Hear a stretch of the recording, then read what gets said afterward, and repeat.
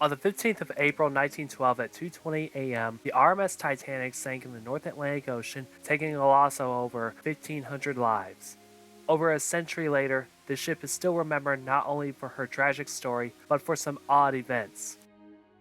Since 1914, the Titanic had been the center for memorial services, flying flags showing the color purple, and, in one case, a ghost story.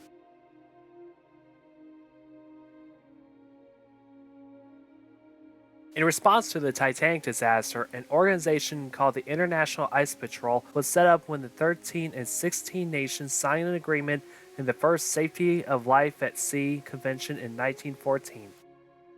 Over a century later, the organization continues its mission to warn ships of danger through ice fields should any signs of icebergs be spotted with the North Atlantic shipping lane. In the past, there were patrol vessels where crewmen would shoot icebergs with guns to clear any bergs or growlers.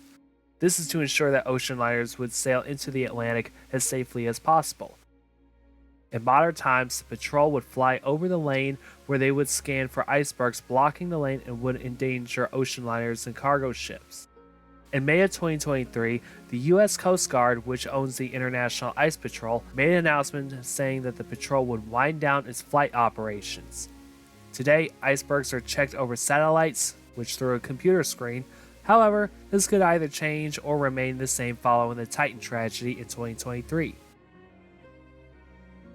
Every April 15th, the International Ice Patrol will hold a ceremony at the site where the Titanic went down, throwing wreaths out of an aeroplane. There will be a future video focusing on the history of the International Ice Patrol soon.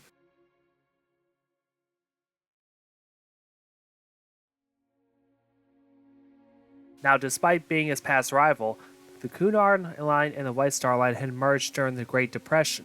When Cunard purchased White Star's share in 1950, White Star Line was wiped from the face of the earth. However, the White Star Line is remembered on all of the company's ocean liners. The White Star Line house flag is flown every April 15th, while the Cunard flags are lowered. There's no given year when it started, but it's possible that this tradition goes back as early as the 1960s. However, since there's no research to prove this, nor any existing history of when it began, and speaking of the Cunard Line,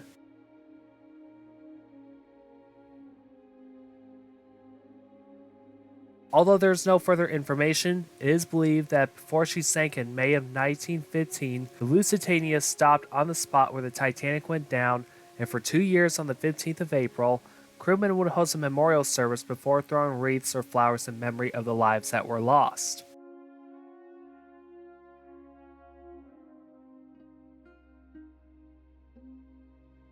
Since the disaster, it is believed that the Titanic wreckage had been the subject of paranormal activity.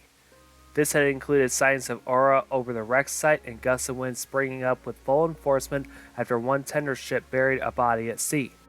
However, there is one famous story where in 1929, the Titanic's sister ship, the RMS Olympic, was passing over the Titanic's last known coordinates, and over the wreck site as well, when the ship was shaken by an underwater earthquake and the sound of arrow waves from the Titanic's Marconi wireless machine, which is believed to be continuing to send SOS messages.